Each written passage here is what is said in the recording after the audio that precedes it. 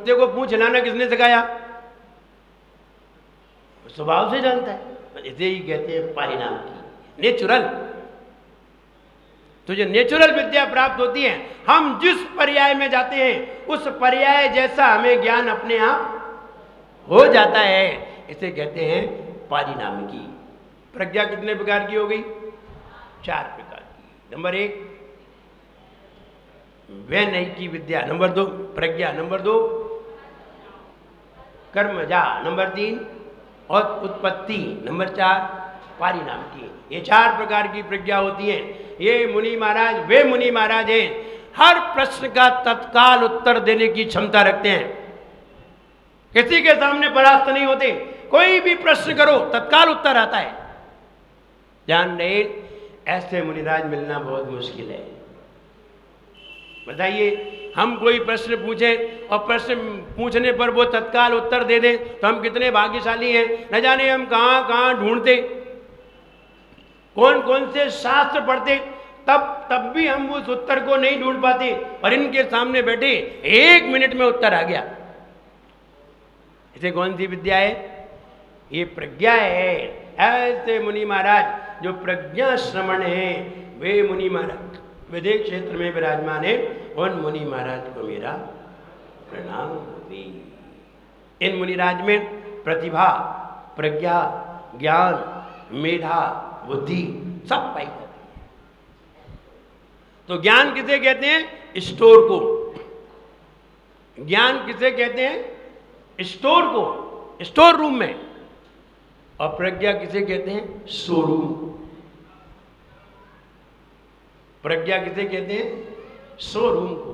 आप अंदर देखो, यहाँ गोदाम में माल रखा रहता है, कैसा रखा रहता है? एक के ऊपर एक। बाहर दुकान पे देखो कैसा लगा होता है। तो बाहर जो लगा होता है ये प्रज्ञा है, और अंदर रखा होता है वो ज्ञान है। बाहर जो लगा हुआ है वो सब अंदर से ही आया है।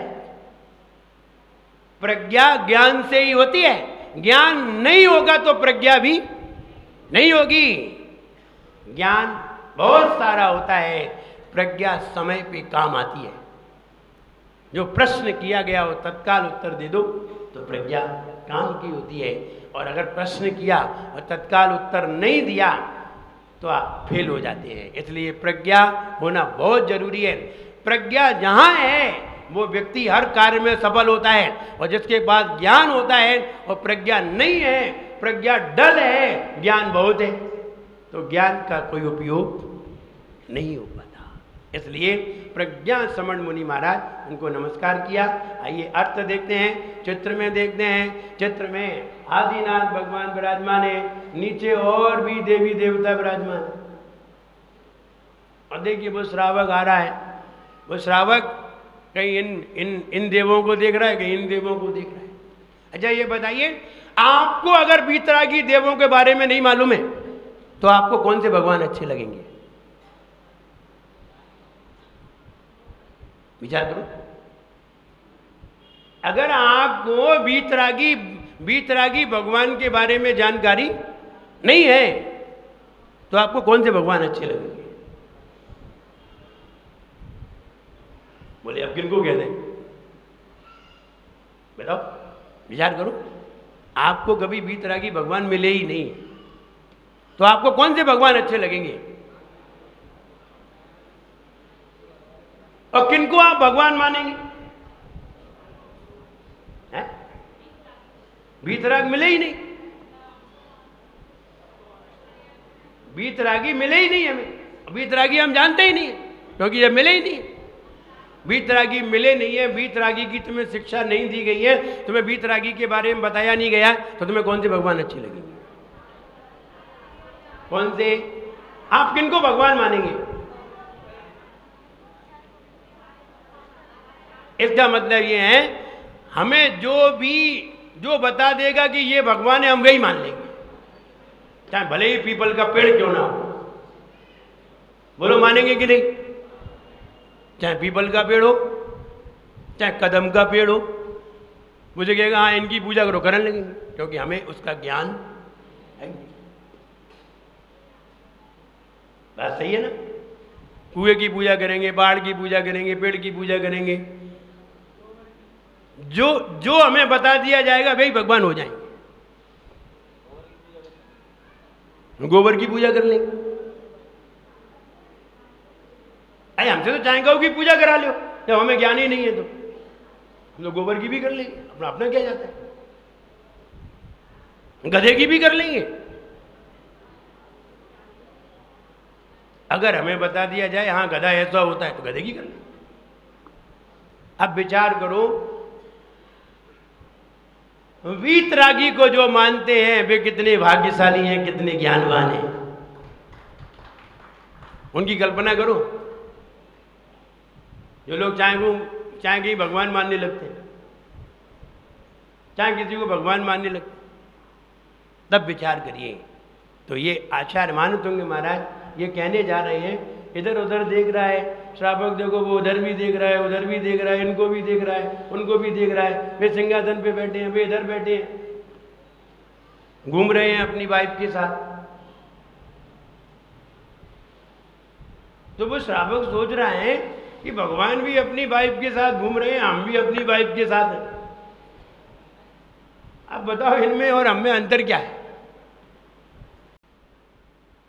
इनकी लाइफ में और हमारी लाइफ में अंतर क्या है? ये भी तो पास में बैठाए हुए हैं और हम भी साथ में बैठे हुए हैं। तो बेचारा जब वो जानता नहीं है तो उन्हें ही भगवान मानता है, लेकिन जब उसने जाना, वीतरागी स्वरूप देखा, वही श्रावक जब वीतरागी स्वरूप को देख रहा है तो उसने कहा है ये है भगवान। देखो बहुत सारे बाबा हैं, कोई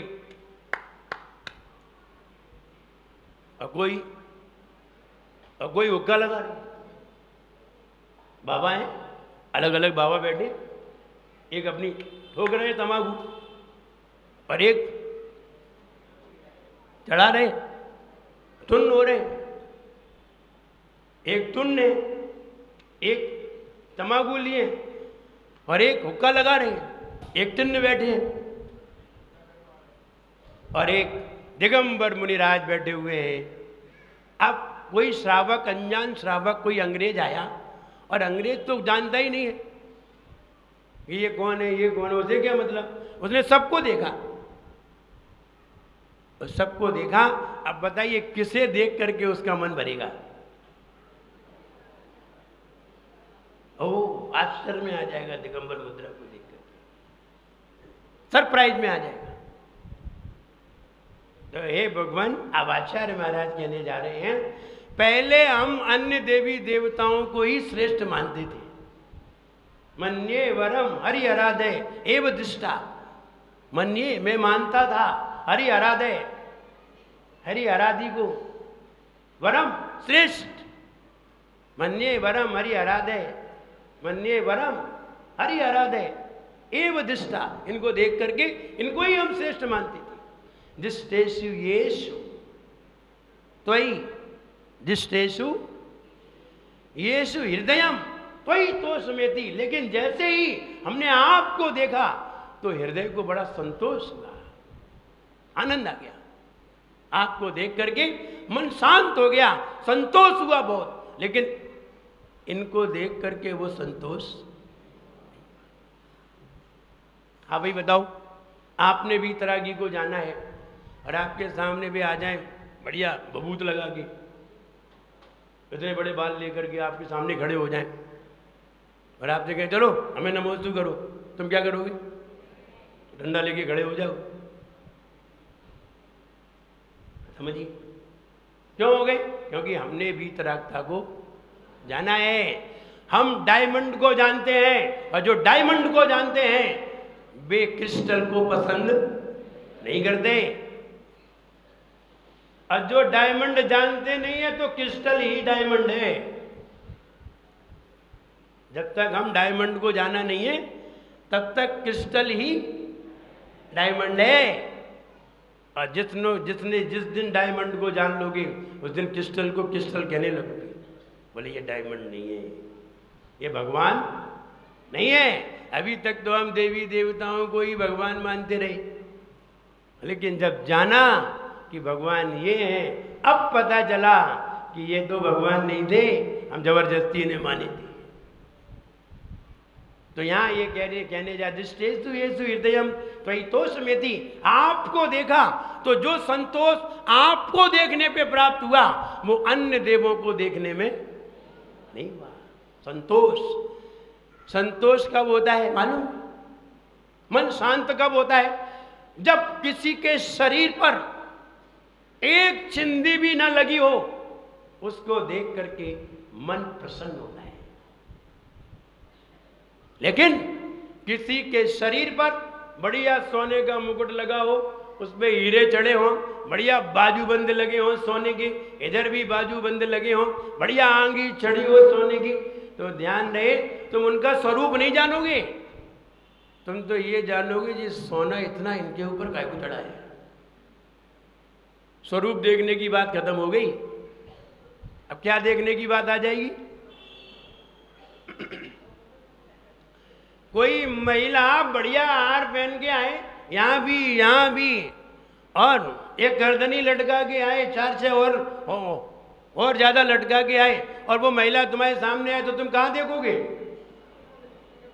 सूरत कम देखोगे, उसकी शक्ल कम देखोगे, चीजें ज्यादा देखोगे। बताओ, सूरत देखोगे कि चीज देखोगे? चीज देखोगे। ऐसे ही कोई भी देवी देवता के ऊपर श्रृंगार चढ़ा हो तो लोग उसकी सीरत नहीं देखेंगे, सूरत देखेंगे। और जब कोई श्रृंगार ना हो तब हम उसके अंदर की चीज देखेंगे कि जी ऐसे कैसे बैठे।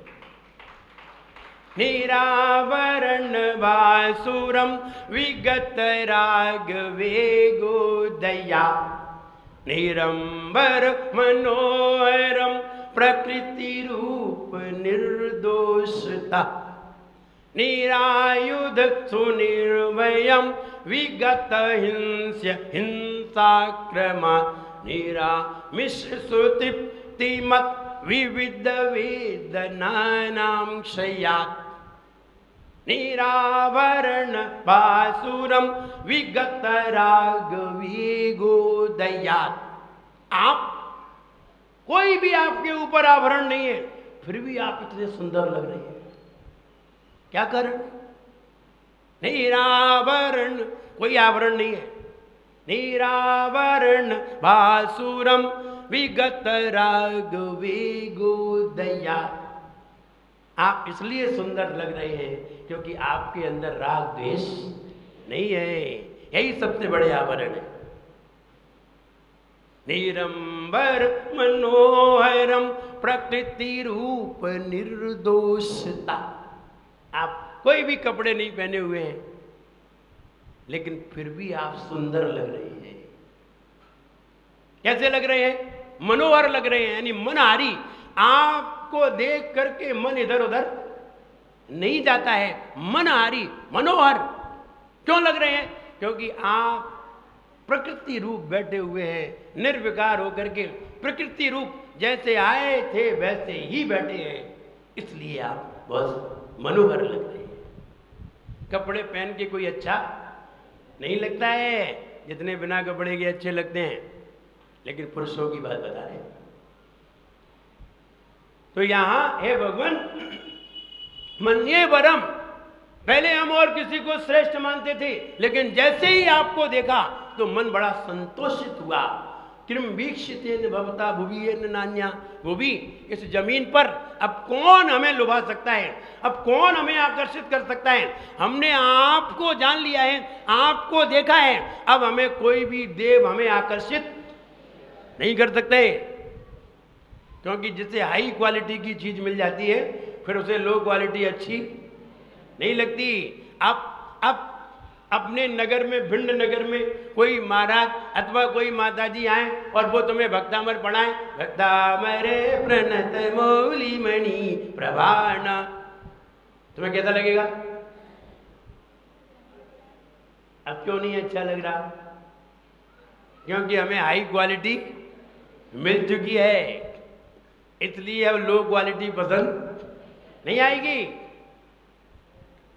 और अब कोई पढ़ाएगा भी नहीं। बस उसे पता चल जाना चाहिए कि यहाँ आचार्य जी ने पढ़ा दिया है, कोई नहीं पढ़ाएगा। कोई भी, चाहे अपने संघ का है चाहे दूसरे संघ का है, उन्हें बस ये पता चल जाए कि यहाँ पढ़ाया जा चुका है। वो पढ़ाएंगे नहीं, क्योंकि नहीं मक्तामर नहीं पढ़ाएंगे और कुछ पढ़ाएंगे। अब पढ़ा दिया तो फिर गड़बड़ हो जाएगी। तो यहाँ सारे लोग एम्पायर बैठे हुए हैं, तो यही सब पढ़ा देंगे, इसलिए बड़ा गड़बड़ हो गया। तो आगे किम वीक्षित है न, अब किम क्या वीक्षित है न, देख करके, देखने से, भवता आपको देखकर, हुई है न नान्या, अन्य कहीं देखने का मन होगा नहीं होगा। तो आचार्य कह रहे कश्चिन मनोहरतिनाथ भवांतरेपी। अब अगले जन्म में क्या, जन्म जन्म में भी अब हमें कोई भी देव आकर्षित नहीं कर सकता।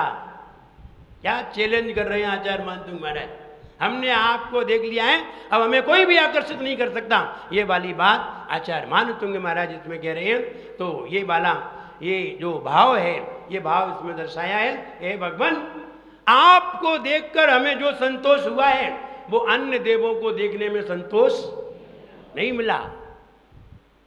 अब जन्म जन्मांतर में, भवांतरेपी, अगले भव में भी हमें कोई भी आकर्षित नहीं कर सकता। इसलिए एक बार हमारे दिमाग में बैठ जाए कि हमने वीतरागी को जान लिया है, एक बार जान लो, और एक बार अगर जान लिया तो फिर अगले जन्म में वो वाली प्रज्ञा चली गई तो अगले जन्म में भी तुम्हें जैन कुल ही मिलेगा। जैन कुल ऐसे ही नहीं मिल जाता। जब किसी मुनिराज को देख करके कोई व्यक्ति उनकी प्रशंसा करता है, जब किसी मुनिराज को देख करके कोई व्यक्ति उनकी प्रशंसा करता है, चाहे भले ही वो जैन हो अथवा अजैन हो, कई बार प्रशंसा करता है, तब कहीं जाकर के उसे एक बार जैन कुल प्राप्त होता है। ऐसे ही नहीं हो जाता। और यहां अगर किसी ने मुनिराज की आलोचना कर दी तो समझो ये जैन कुल गया। आइए फीट करने के लिए तैयार होते हैं, फीट करने के लिए तैयार होते हैं। और अब मेरी बात समझ में आ रही, कहीं कोई प्रॉब्लम तो महसूस नहीं हो रही। हमने क्या कहा, हे भगवान आपको देख करके जो संतोष हुआ वो अन्य देवों को देखने में संतोष नहीं होता।